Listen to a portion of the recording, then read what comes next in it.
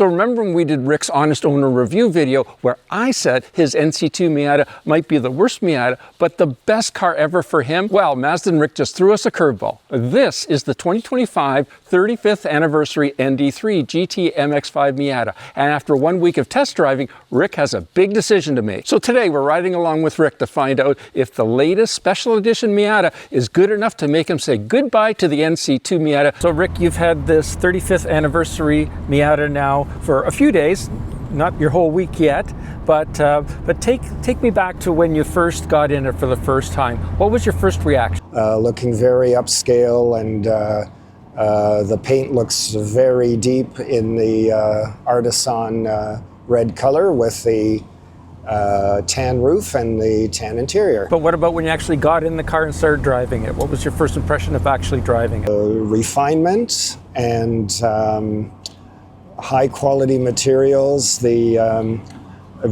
seat is very comfortable, and all of the controls are very fine. Before driving this, what were you most excited about experiencing? I really wanted to see how far Miata has come. I mean, this design came out about 10 years ago, but meanwhile, Mazda's had 10 years to refine it further. So after the first 5 minutes of driving this car, what stood out immediately? Just the way in which the car has excelled in developing each of the components that contribute to the driving experience. The mirrors, for example, that have the blind spot monitoring. Let's talk about driving experience specifically. So how about the steering? How does the steering compare in this to your NC2? Is even a little bit more precise. Certainly within the first 5 minutes I thought, I'm not sure if this is something I'm going to like, because maybe it's going to seem a little bit more twitchy or nervous.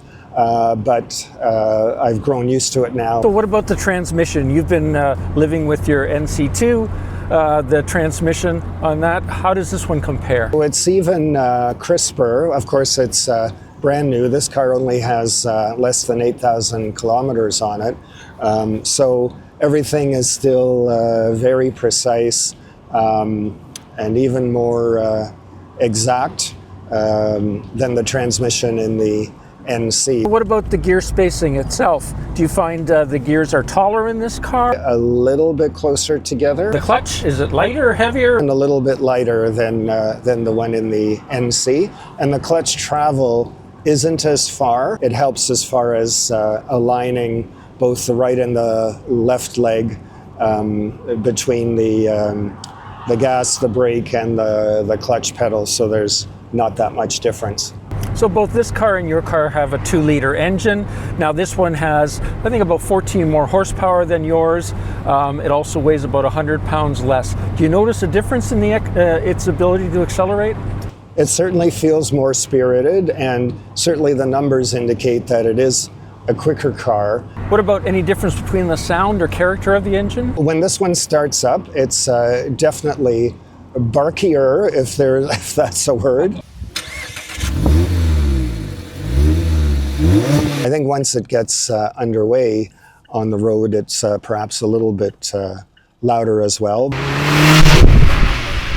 I did notice that it's not quite as torquey as the engine in the NC. But what about when it comes to ride quality? Well, I would lean a little bit towards this one. The driver's seat has more padding in it. Now, that compared with the actual suspension travel and the road feel, I think that the NC, and maybe this is a consequence of its having been around for 16 years, seems to have a little bit more of a smoother ride. So which car would be more comfortable suspension-wise for a long trip? I did spend 4 hours in it. I would say that they're very comparable. I can't really say who would be the better choice at this point. All right, so let's talk a little bit more specifically about the interior. So you're just over 6 feet tall, if I recall, about 6'1". Is there enough room for you in this car? There is actually, and I was glad that I was able to spend the time that I did and get the driver's seat in exactly the configuration that works for me. Once again, I do have to say, as is common with the seating in my NC and also my Mazda 6, is as a tall person, we really have to sit right to the back of the seat bottom. What about wind and road noise on the highway? Would you say there's more in this car or less in this car? Or it's about the same. So overall interior quality, fit and finish, the quality of the materials, etc. How does this car compare to the NC2? The materials in this car are, I would say, comparable to the Mercedes and SLK and the BMW Z4 that I've seen. Does the interior feel more modern or more simple and driver focused? It's kept the driver's focus. It's relatively simple considering the technology that's been added in. Where the right leg of the driver is against this center console, that is very nicely padded, and also the tops of the doors incorporate the body color that's brought into the interior. The screen is very wide and not very tall on top of the dashboard. Everything that is touched has a very upscale feel to it. So you mentioned the infotainment system. So do you find it's intuitive or do you find it's kind of frustrating to figure out? So for me, it's become quite intuitive. So there's a lot of tech features on this car that your car doesn't have your NC2.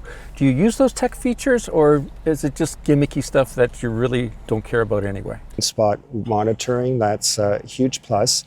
I also like the adaptive cruise control feature. I really appreciate having the ability to set that. So this car also has Apple CarPlay, Android Auto. Are those two features that you really like in this car and you missed in your NC2? Definitely do miss having that in the NC2.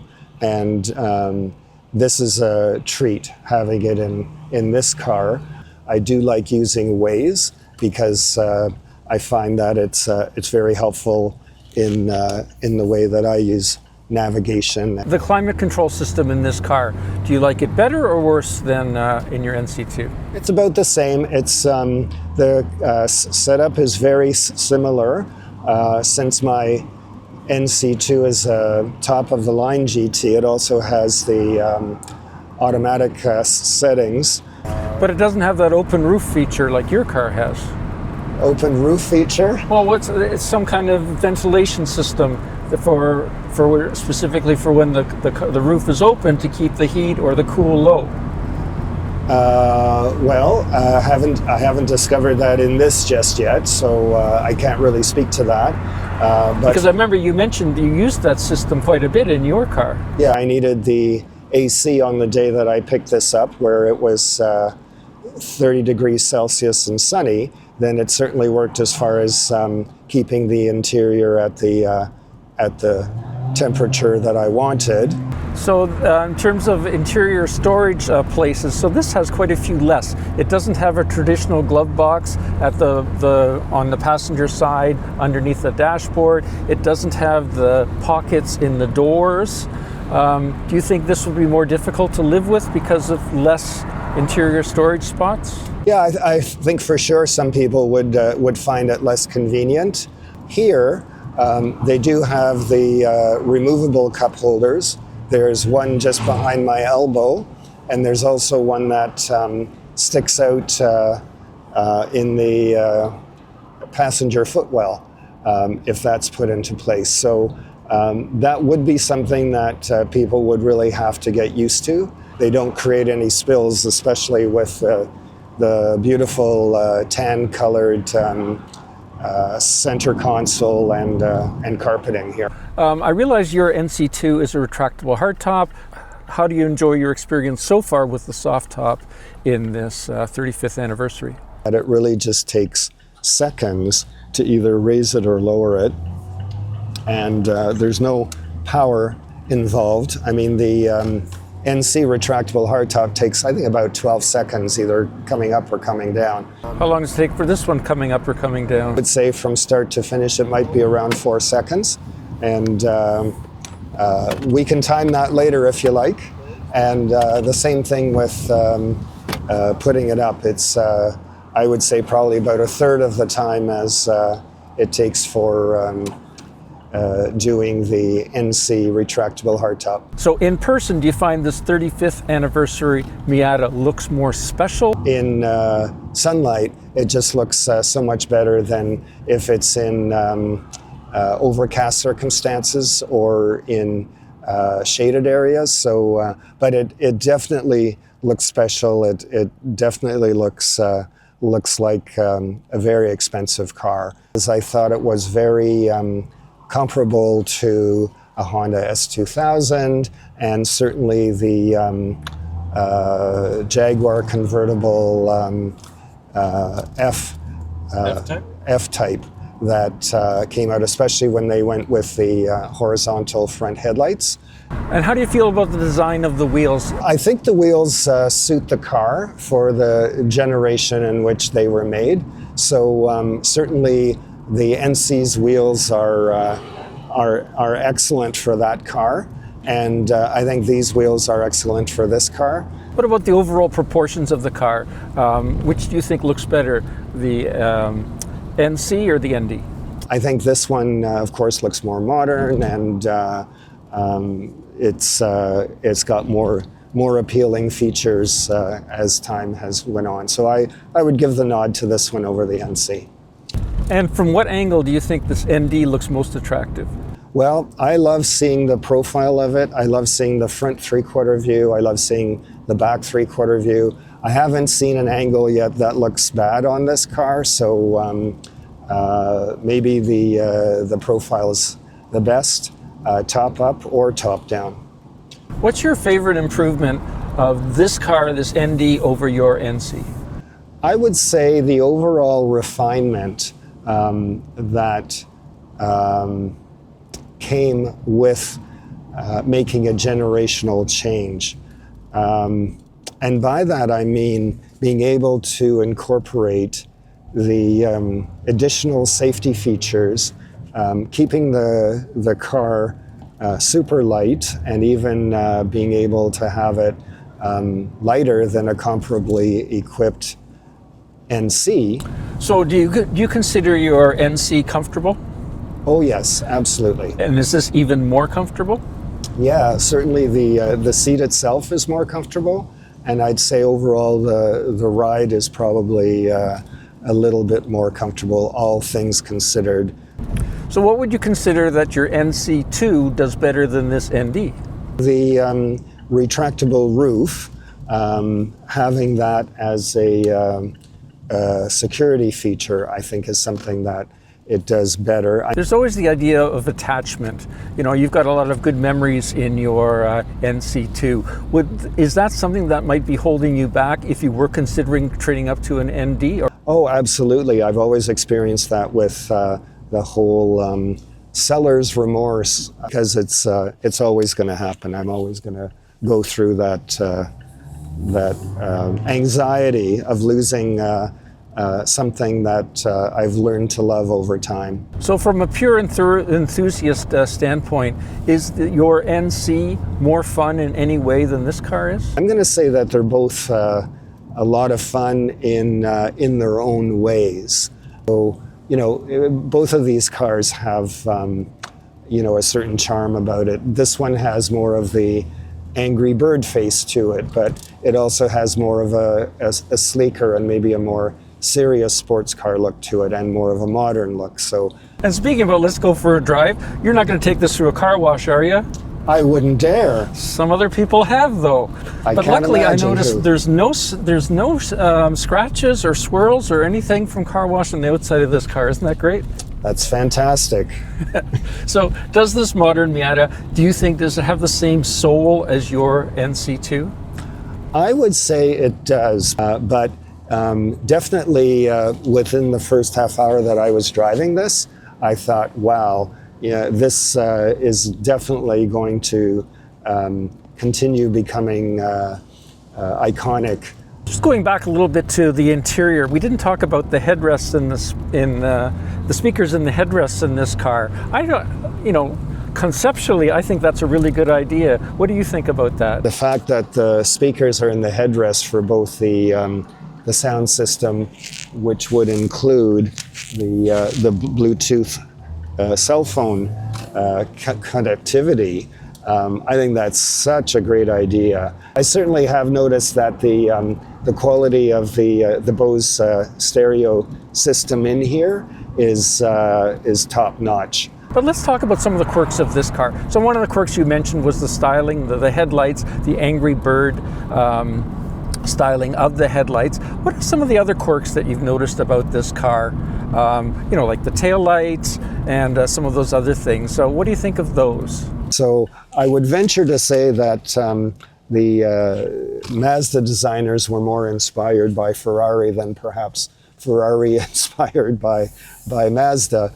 And but I thought that they had that same kind of look and that same kind of appeal. I would have to say that that the folks who have designed the Miatas over time have had different influences and have also done a pretty good job and still built in the unusualness or quirkiness or personality that makes the car appealing.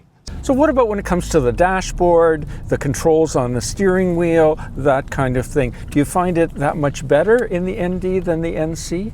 So the ND has more features, it's more modern. Yes, absolutely, it's an improvement because of the technology and the systems that are now available to us. And you're okay with the layout? Yeah, it's very intuitive. Again, it's really not that different from the NC. So on the dashboard, there's 3 vents that are round, and there's one that's horizontal and kind of rectangular. Does that bother you? No, it doesn't, is because we now have a rectangular screen that sits on top of the dash in that area. So I can see where the designers ended up needing to say goodbye to one of them. And this car has a start-stop button. The NC2 does not.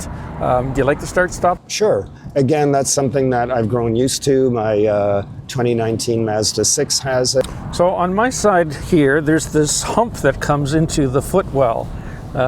Is that a concern? Seating position is actually a little bit better in the ND for the passenger than it is in the NC. So I'm actually glad that if they had to create an area to make space for maybe a catalytic converter or whatever it is that's there, they were very clever in where they put it and how they put it, because the end result is that you as a passenger are sitting in a more linear, straightforward position with your feet at a natural angle. So this ND on the dashboard has an upshift indicator for shifting up gears. Do you find that useful? I actually did, and that was when I was in the stop and go traffic when I first picked up this car. What I found was helpful was that while I was determining, how much torque the car had and should I be in first, second, or third gear, when we're going through this frequent stop and go, stop and go, stop and go, or stop or almost stop and go, then that's when I was watching that a little bit, and I thought, okay, it's kind of interesting that they have that there. So with Miatas, space is always at a premium. Do you think the trunk in this car is bigger or smaller than in your NC2? I know it's taller from the very bottom part of it to the inside top part, but it seems as though it's got a bit of a well, a rectangular well that's been carved out of that. So in the trunk, I noticed there's no pad lining the trunk lid, but when I look under the hood, there's a pad on the underside of the hood.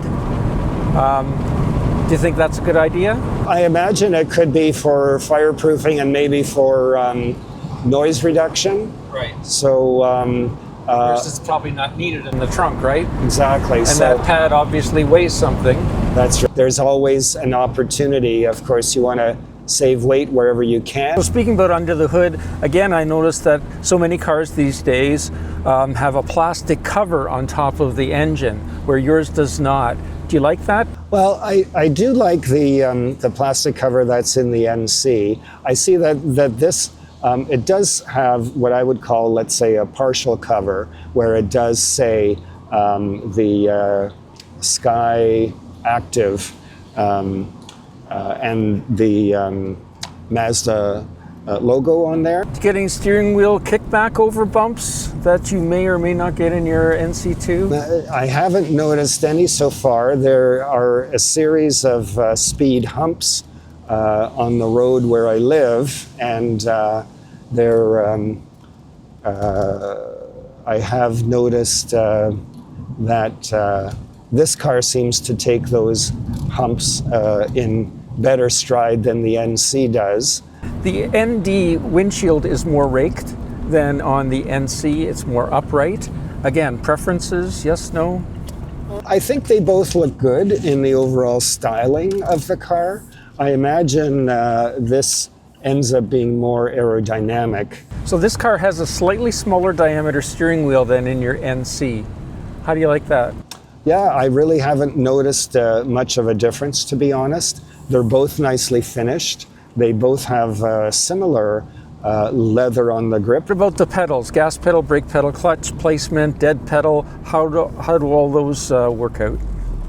Very similar. These are lighter than the NC, with the clutch traveling less far.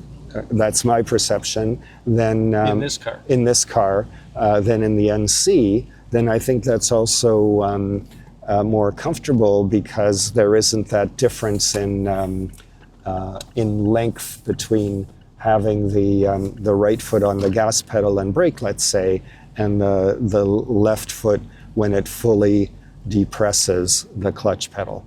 So the NC has its window switches in the center console. The ND has its window switches on the door. Preference there?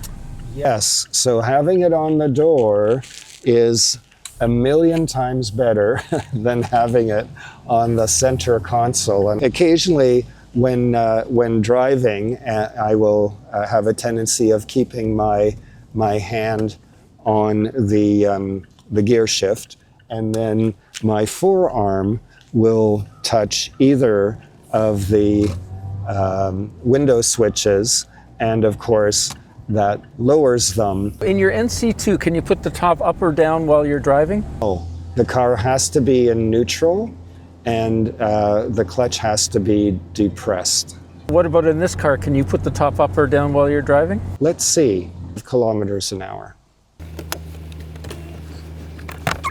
It's interesting that the roof coming up or going down, it will automatically lower the power windows. Blind spots with the top up or the top down. So when they're down, of course, there's virtually no blind spot issues other than like the headrests. Oh, headrests. Yeah, my NC and this ND are very comparable, where this has the extra advantage is that it has the blind spot monitoring. By the way, if you're enjoying this video, please click that subscribe button. That way you can check out a lot of my other honest owner reviews, and we got a lot more new ones coming up, so definitely you want to check that out.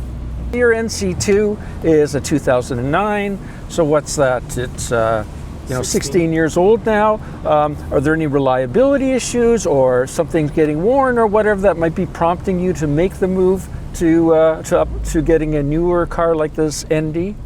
No, and that's the beauty of these Miata generations. They last so long with minimal maintenance. So this 35th anniversary edition is a special edition. So because of that, do you think the resale value will be that much higher years down the road? I expect it will be, simply because there's a limited number of these cars that were produced worldwide, and that were allocated into North America. So also past history has shown that the special edition versions are usually bought by people who like to take better care of them, and so I think that's also enhanced the resale value of those special edition cars. So on Bring a Trailer currently, NC2 Miatas like yours are selling for about 20,000 US dollars. This car sells for 37,500 US dollars. So the difference is 17,500 US dollars. Do you think it's worth it? Sure I do, because someone's getting like a newer car with the newer technology, the safer technology. Yeah, but you're saying that you think this car is worth 17,500 more than your car. So all right, here's the big question. So you've spent a few days with it, you got a few more days with it more. Gun to your head, do you think you're gonna make the move or not? You know, again, I would experience the whole seller's remorse thing of having to say goodbye to mine. There would be no bad decision here. Would it be more tempting if it was a retractable hardtop version of this car? I think it would be, you know, that's where 35th anniversary wouldn't necessarily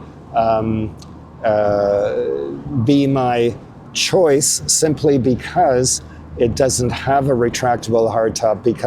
So another variation of this car, which I would find very appealing, would be the ND with the retractable fastback and with the soul red exterior and a tan interior. So if you don't trade this in, would it be because you're planning on keeping your NC2 forever, or are you waiting to see what the next generation of Miata looks like and might be considering it then? We'll see what happens within the next generation. So there you have it. The 2025 35th Anniversary MX-5 Miata is objectively better in almost every measurable way. But the question isn't whether it's a better car, it's whether it's worth giving up a great car that you already love for one that you might love. So drop a comment below and let us know, would you trade an NC2 for a 35th Anniversary ND3? Now, if you enjoyed this follow-up to our Worst Miata Best Car video, make sure you're subscribed. We've got more great Honest Owner review videos coming your way. And if you've missed that video, click here and I'll see you there.